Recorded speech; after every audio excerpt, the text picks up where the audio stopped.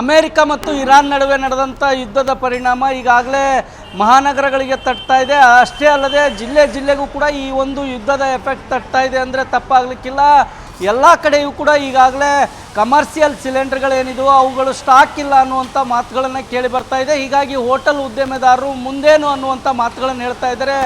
ನಾವಿವತ್ತು ರಾಯಚೂರಿನ ಒಂದು ಹೋಟೆಲಲ್ಲಿದ್ದೇವೆ. ನೀವು ನೋಡ್ತಾ ಇರ್ಬೋದು, ಬೆಳಗ್ಗೆ ಆಯ್ತಂದರೆ ನೂರಾರು ಜನರು ಹೋಟೆಲ್ ತಿಂಡಿ ತಿನಿಸುಗಳ ಮೇಲೆ ಡಿಪೆಂಡ್ ಆಗಿರ್ತಾರೆ. ಆದರೆ ಈ ಒಂದು ಹೋಟೆಲ್ ತಿಂಡಿಗಳು ಕೂಡ ಮುಂದಿನ ದಿನಗಳಲ್ಲಿ ರೆಡಿ ಮಾಡಲಿಕ್ಕೆ ಹೋಟೆಲ್ ಮಾಲೀಕರು ಪರದಾಡುವಂಥ ಸ್ಥಿತಿ ನಿರ್ಮಾಣವಾಗಿದೆ. ಈಗಾಗಲೇ ಹಲವು ರೀತಿಯ ಸೂಚನೆಗಳನ್ನು ನೀಡಲಾಗ್ತಾ ಇದೆ. ಕಮರ್ಷಿಯಲ್ ಸಿಲಿಂಡರ್ ದರ ಏರಿಕೆ ಒಂದು ಕಡೆ ಆಗಿದ್ದರೆ, ಇನ್ನೊಂದು ಕಡೆ ಆ ಸಿಲಿಂಡರ್ಗಳೇ ಸಿಗ್ತಾ ಇಲ್ಲ. ಮತ್ತು ಇರಾನ್ನಿಂದ ಬರ್ತಕ್ಕಂಥ ನೌಕೆಗಳೇನಿದೆಯೋ ಆ ನೌಕೆ ಮಾರ್ಗಗಳು ಕೂಡ ಬಂದಾಗಿರೋದ್ರಿಂದ ಬಹುತೇಕ ರೀತಿಯ ಸಮಸ್ಯೆಗಳು ಈಗಾಗಲೇ ಸೃಷ್ಟಿಯಾಗ್ತಾ ಇದ್ದಾವೆ.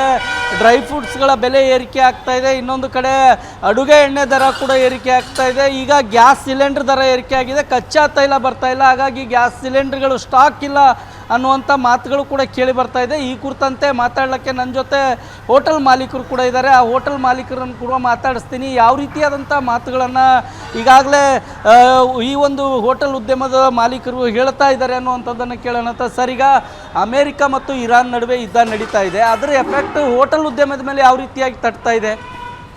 ಈಗ ಒಂದು 8-10 ಡೇಸಿಂದ ಗ್ಯಾಸೇ ಇಲ್ಲ ಅಂತ ಇದ್ದಾರೆ. ಸ್ಟಾಕ್ ಇಲ್ಲ, ಗ್ಯಾಸ್ ಬರ್ತಾಯಿಲ್ಲ, ಕ್ರೂಡ್ ಆಯಿಲ್ ಇಲ್ಲ ಅಂದ್ಬಿಟ್ಟು ಗ್ಯಾಸೇ ಕೊಡ್ತಾ ಇಲ್ಲ. ಭಾಳ ತ್ರಾಸಾಗಿದೆ. ಇದೇ ಥರ ಮುಂದುವರೆದ್ರೆ ಸಾಧಾರಣ ಹೋಟ್ಲುಗಳೆಲ್ಲ ಮುಚ್ಬೋದು, ಬಂದಾಗ್ಬೋದು ಅಂಥೇಳಿ ನಮ್ಮ ಅನಿಸಿಕೆ. ಈಗ ನಮಗೆ ದಿವಸಕ್ಕೆ ಒಂದು 4-5 ಸಿಲಿಂಡರ್ ಬೇಕಾಗಿದ್ದು ಅಂಥದ್ದು ನಮ್ಗೆ ಅವ್ರು ಕೊಡ್ತಾ ಇಲ್ಲ. 1 ಸಿಲಿಂಡ್ರ್ 2 ಸಿಲಿಂಡರ್ ಕೊಡ್ತಾ ಇದ್ದಾರೆ. ಭಾಳ ಕಷ್ಟ ಆಗಿದೆ. ಕೆಲವು ಐಟಮ್ ಎಲ್ಲ ಬಂದ್ ಮಾಡಿಬಿಟ್ಟಿದ್ವಿ. ಕೆಲವು ಐಟಮ್ ಎಲ್ಲ ದೋಸೆ ಐಟಮ್ಸ್ ಎಲ್ಲ ಬಂದ್ ಮಾಡಿಬಿಟ್ಟು ಈಗ ಖಾಲಿ ಇಡ್ಲಿ ವಡೆ ಉಪ್ಪಿಟ್ಟು ಸೀರೆ ಆ ಥರ ಗ್ಯಾಸ್ ಎಲ್ಲಿ ಕಡಿಮೆ ಆಗುತ್ತೆ ಅಂಥ ಐಟಮನ್ನು ನಾವು ಇಟ್ಬಿಟ್ಟು ಹೋಟ್ಲ್ ರನ್ ಮಾಡ್ತಾ ಇದ್ದೀವಿ. ಅಲ್ಲ ಸರ್, ಈಗ ನೀವು ಸಿಲಿಂಡ್ರ್ ಪ್ರತಿ ತಿಂಗಳು ಎಷ್ಟು ಖರ್ಚಾಗ್ತಿದ್ದೀವಿ ನಿಮ್ಮ ಹತ್ರ? ಈಗ ಸ್ಟಾಕ್ ಇಲ್ಲ ಅಂತಂದರೆ ಎಷ್ಟು ಬಳಕೆ ಆಗ್ತಾ ಇದೆ? ದಿವಸಕ್ಕೆ ನಮಗೆ ಬಸ್ ಸ್ಟ್ಯಾಂಡ್ ಎದುರುಗಡೆ ಹೋಟ್ಲಿದ್ದ ಸಲುವಾಗಿ ನಮಗೆ ಒಂದು ದಿವಸಕ್ಕೆ 4 ಸಿಲಿಂಡ್ರ್ ಅಂತೂ ಬೇಕಾಗುತ್ತೆ. ಆದರೆ ಅವರು ಅಷ್ಟು ಕೊಡ್ಲಿಕ್ಕೆ ಆಗಲ್ಲ. ದಿನಕ್ಕೆ 2 ಸಿಲಿಂಡ್ರ್ವರೆಗೆ ನಾವು ಕೊಡ್ಬೋದು ಅಂಥೇಳಿ. ಅದಲ್ಲದೆ ರೇಟ್ ಕೂಡ ಏರಿಸಿದ್ದಾರೆ. ಪರವಾಗಿಲ್ಲ, ರೇಟ್ ಏರಿಸಲಿ, ಪರವಾಗಿಲ್ಲ, ಹೇಗೋ ಮ್ಯಾಚ್ ಮಾಡ್ಬೋದು. ಆದರೆ ಗ್ಯಾಸ್ ಇಲ್ಲ ಅಂದರೆ ನಾವೆಲ್ಲ ಹೋಗ್ಬೇಕು, ಭಾಳ ಕಷ್ಟ ಆಗುತ್ತೆ. ಸಾಧಾರಣ ಹೋಟ್ಲುಗಳೆಲ್ಲ ಮುಚ್ಚೋ ಪರಿಸ್ಥಿತಿ ಬರುತ್ತೆ ಇದೇ ಥರ ಆದರೆ. ಅಲ್ಲ ಸರ್, ಈಗ ಗ್ಯಾಸ್ ಸಿಲಿಂಡರ್ ಮೆಸೇಜ್ ಏನಾದರೂ ಹಾಕಿದ್ದಾರೆ ನಿಮಗೆ? ಮಾಲೀಕರಿಗೆ ಏನಾದರೂ ಸೂಚನೆ ನೀಡ್ತಾ ಇದ್ದಾರೆ ಅಥವಾ ಅಷ್ಟು ಗ್ಯಾಸ್ ಕೇಳಿದರೆ ಏನು ಹೇಳ್ತಾರೆ?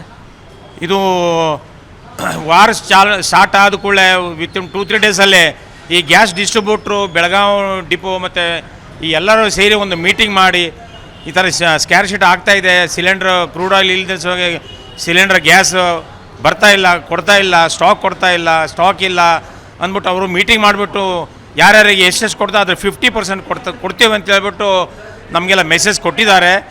ಅದ್ರ ತಕ್ಕಾಗಿ ನಾವು ಪ್ರಿಪರೇಷನ್ ಮಾಡ್ತಾಯಿದ್ದೀವಿ. ಸರ್, ಈಗ ಎಷ್ಟು ತಿಂಡಿಗಳು ನಿಮ್ಮ ಹೋಟ್ಲಲ್ಲಿ ರೆಡಿ ಮಾಡ್ತಿದ್ದೀರಿ? ಈಗ ಎಷ್ಟು ಬ್ರೇಕ್ ಮಾಡ್ತಾಯಿದ್ದೀರಿ? ಒಂದು 20-25 ಐಟಮ್ ನಮ್ಮಲ್ಲಿತ್ತು. ಅದರಲ್ಲೊಂದು 10 ಐಟಮ್ ಅಷ್ಟು ಬ್ರೇಕ್ ಮಾಡಿದ್ದೀವಿ. ಯಾಕೆಂದರೆ ಕಂಟಿನ್ಯೂ ಬೆಳಗಿಂದ ರಾತ್ರಿವರೆಗೆ, ಬೆಳಗ್ಗೆ 6 ಗಂಟೆಯಿಂದ ರಾತ್ರಿ 10 ಗಂಟೆವರೆಗೆ ನಾವು ರನ್ ಮಾಡಬೇಕು ಹೋಟ್ಲು. ಎಲ್ಲ ಐಟಮ್ ಚಾಲು ಇಟ್ಟರೆ ಗ್ಯಾಸ್ ಆಗಲ್ಲ. ಸೊ ಅದಕ್ಕೆ ಐಟಮನ್ನೇ ನಾವು ಸ್ಟಾಪ್ ಮಾಡಿಬಿಟ್ಟಿದ್ವಿ ಕೆಲವು ಐಟಮ್ ಎಲ್ಲ. ಓಕೆ, ಇದು ಹೋಟೆಲ್ ಮಾಲೀಕರ ಮಾತಾಗಿದೆ. ಒಟ್ಟಲ್ಲಿ ಅಮೇರಿಕ ಮತ್ತು ಇರಾನ್ ನಡುವೆ ನಡೆದಂಥ ಯುದ್ಧದ ಎಫೆಕ್ಟು ರಾಯಚೂರಿಗೂ ಕೂಡ ತಟ್ಟಿದೆ ಅಂತ ಹೇಳ್ಬೋದು. ಅದರಲ್ಲೂ ರಾಯಚೂರು ಹೋಟೆಲ್ ಉದ್ಯಮ ಮಾಲೀಕರು ಸಿಲಿಂಡ್ರನ್ನು ಶಾರ್ಟೇಜ್ ಇದೆ ಅನ್ನೋ ಕಾರಣಕ್ಕಾಗಿ ಹೋಟೆಲಲ್ಲಿ ಕೆಲವು ತಿಂಡಿ ತಿನಿಸುಗಳನ್ನು ಮಾಡೋದು ಕೂಡ ಕಡಿಮೆ ಮಾಡಿರುವಂಥದ್ದು ಇಲ್ಲಿ ಕಂಡು ಬರ್ತಾ ಇದೆ. ರಾಯಚೂರಿಂದ ಕ್ಯಾಮ್ರಾಮನ್ ಶ್ರೀನಿವಾಸ್ ಜೊತೆ ಜಗನ್ನಾಥ್ ಪೂಜಾರ್, ಏಷ್ಯಾನೆಟ್ ಸುವರ್ಣ ನ್ಯೂಸ್.